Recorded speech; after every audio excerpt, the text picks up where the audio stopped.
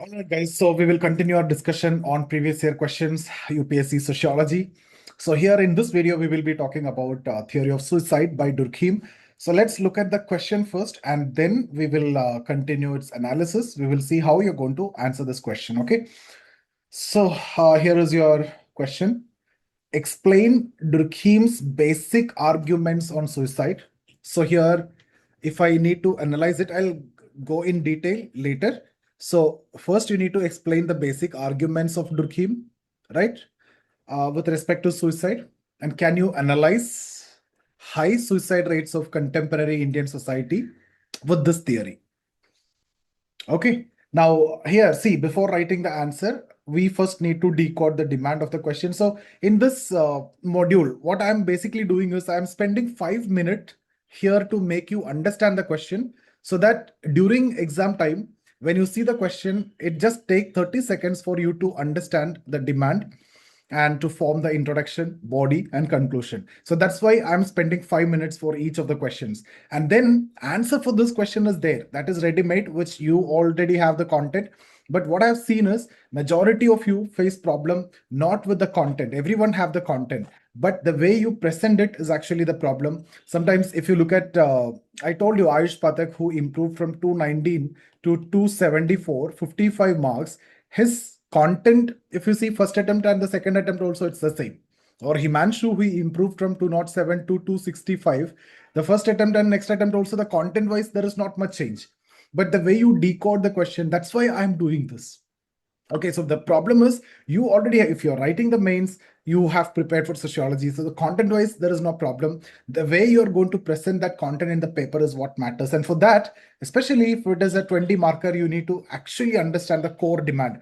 So this question, I have two parts, right? First part is I have to explain the basic arguments of his theory of suicide. So here I need to talk about the definition of suicide, the types of suicide, and the reasons for suicide, the social current, and all those dimensions I have to cover, right? And then I need to go with the second part where I need to analyze why high rates of suicide in the contemporary Indian society.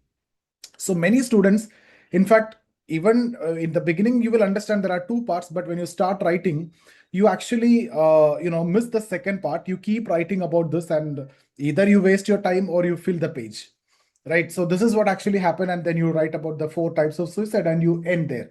But here that's not the case. Here the examiner is looking for, you need to, so what all things you need? You need Durkheim's methodology, right? In fact, you need to portray this theory of suicide as one of the classical exhibition of use of statistical techniques. In fact, in 2017 they have asked this question, the methodological superiority or methodology used in the theory of suicide. Suicide asked in 2017 and 2018. 2018, two questions from Durkheim asked as 20 marker. Religion also asked. So 2017 and 18 suicide is asked. In 17, they asked, I think it is related to the methodology. So here in this question also, if not specifically asked methodology, they are definitely looking for methodology here because this is the classical exhibition of quantitative methods or statistical techniques in the domain of sociology for the first time. That gave initial legitimacy to the discipline. Right. Then you also need to explain suicide as a social fact. It is also expected from you. So when you are talking about the basic arguments of Durkheim, you need to have the methodology. You need to have why this is a social fact. You need to have four types of suicides and the reasons, the two reasons, integration and regulation, over integration, over regulation, less integration, less regulation. And then I told you already suicide as social fact. And then comes to the second part, application to the Indian context, right? And you also need critical evaluations. The problem with his methodology, the problem with his understanding, problem in understanding Indian society, and you also need to add the contemporary examples. That anyway will come in this analysis itself. So these are the dimension and a proper conclusion. So this question, if you see, it's both theoretical and application-based question. The first part is the theory, and second part is actually the application when it comes to the Indian context. Now, how the structure is going to be. So you will have an introduction where we talk about Durkheim. And with respect to the question also, we'll introduce Durkheim as I have already given to you. I'll discuss here also. And then Durkheim's definition of suicide, the concept of suicide. And then we discuss the methodology used here. right? How he collected the data and the comparative analysis that he made, multivariate analysis he have taken, single variables he have taken, multiple variables he have taken, the correlation he arrived at, all those details. We don't have time to discuss all those. That is there in your notes, so you need to get into, right? That's a methodology. And then you discuss the reasons, and based on the two reasons, four types of suicides you'll be discussing, and then application to the Indian context you will be discussing, and then you will have to discuss a critical analysis and a proper conclusion. So let's start now. What is going to be your introduction? See, in introduction, you can say Durkheim theory of suicide. Here also need to mention 1897 is considered as one of the foundational work in sociology. You can also say it's a classical exhibition of the use of quantitative techniques or statistical techniques in sociology till date. Okay, and you can say contrary to the belief that suicide is a purely individual or psychological act, Durkheim argued that suicide is a social fact and it's a social act.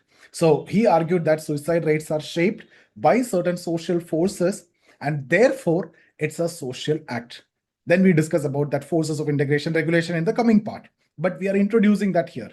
And his study basically demonstrated how different levels of social integration and social regulation influence the suicidal behavior.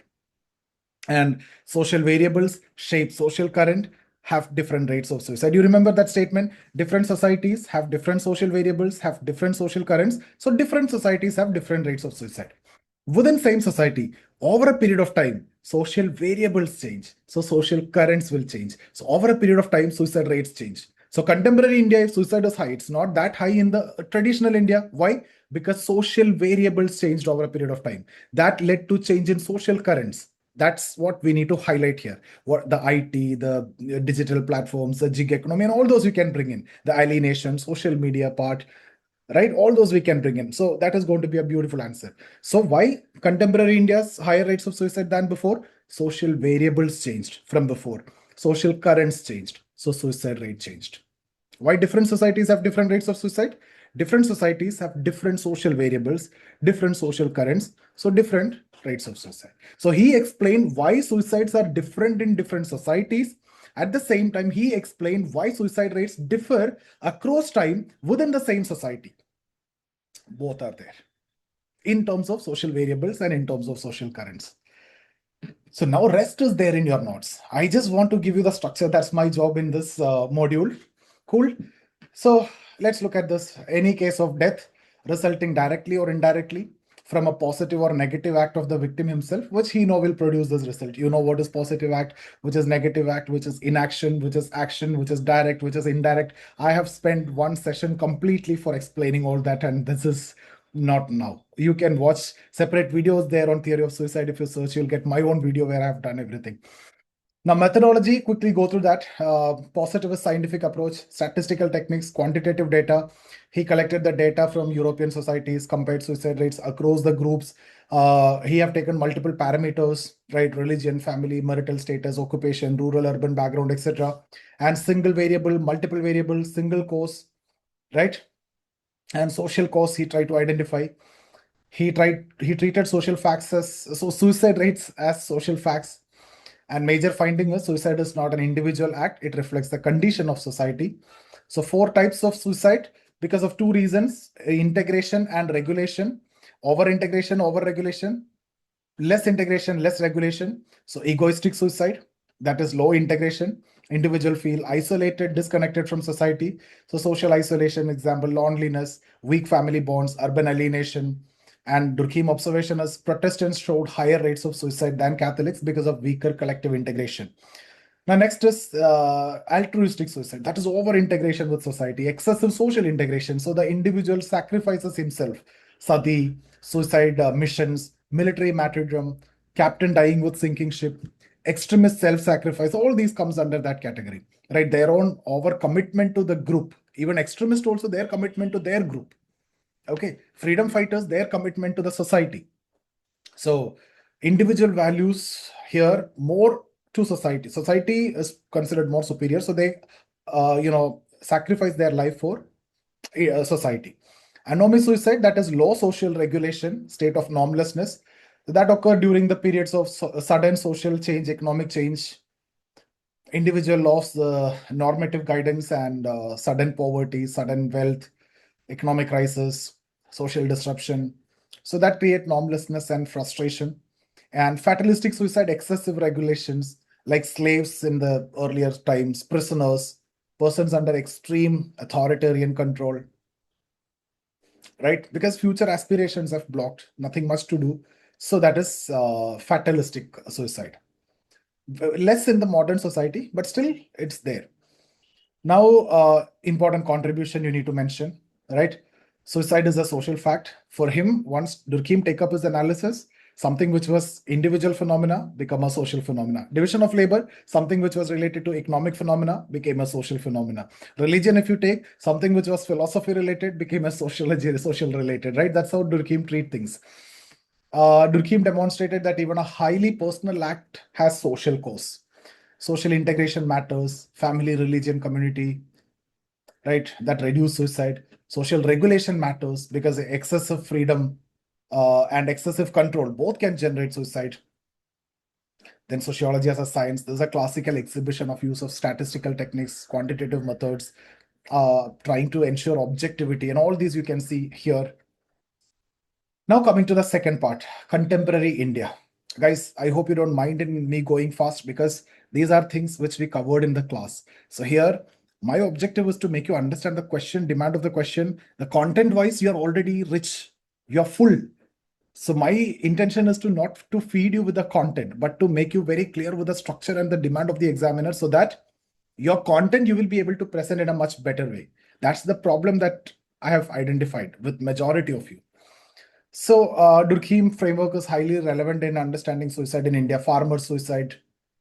This can be a short note where you can apply the concept. So, agrarian distress that create income uncertainty, crop failure, debt burden, market fluctuations. So, traditional norms fail to provide stability. So, that reflects the kind of anomy suicide. And because of economic dislocation that create normlessness, farmer suicide in Maharashtra, Vidarbha, Telangana, Karnataka. Then student suicide that comes under fatalistic as well as anomy. Alienation, anomy, fatalistic also because extreme regulation. Many students experience that intense competition, examination pressure, career uncertainty, unrealistic expectation.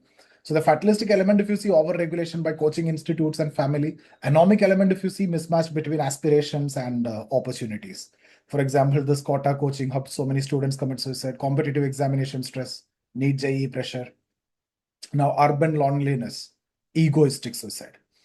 Rapid urbanization that weaken traditional bonds, so individual increasingly feel alienated, isolated, nuclear family structure now, that also making you alienated, weak community ties, you have no connection with society, even friendship. Social alienation is happening that is related to egoistic suicide, that is caused by insufficient social integration.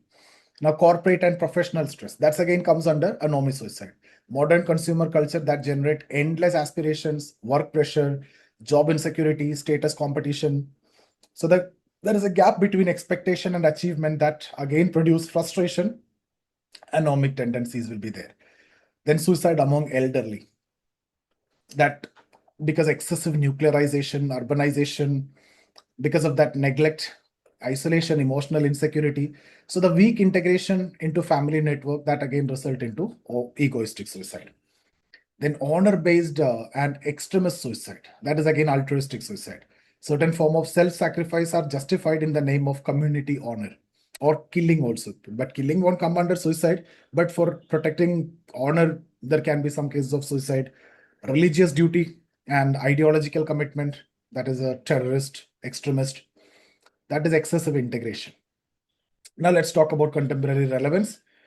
Durkheim actually helped to explain social media pressure, comparison culture increases that anomic tendencies, and migration, we can mention weakening traditional support networks that encourage egoistic tendencies, consumerism, all these you can explain, unlimited desires that create anomic condition again, educational competition that's fatalistic, produces fatalistic and both anomic pressure. Now, criticism, neglect of individual aspects, psychological factor. You can talk about Durkheim, Weber here, or Durkheim underestimate depression, trauma, mental illness, personality disorders. Freud and psychologists highlighted the individual motivation. Also, Atkinson criticism, very important, methodological criticism. He argued that suicide statistics may not be reliable. Classification varies across societies. Some actual cases of suicides are not reported. So Durkheim data is not correct. Some cases of accidents also might have treated as suicide because he, in his definition, if you know it will produce this result, then you are so committing suicide. Fast driving, if you know that because you don't have any intention to die, but still fast driving, that you know it can kill you. That also comes under suicide for Durkheim. So the data is not correct, accurate. Overemphasis on social cause. Not every suicide can be explained through integration and regulation. Personal experience also matter.